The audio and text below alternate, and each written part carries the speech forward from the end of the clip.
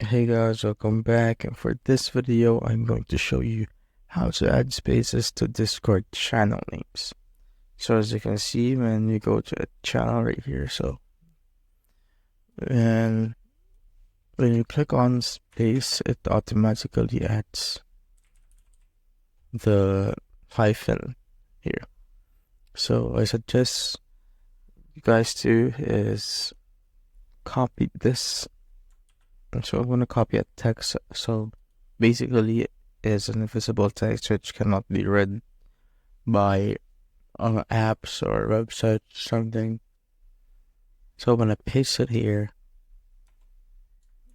As you can see, it recognizes it as a text, so basically it doesn't add another hyphen here or line.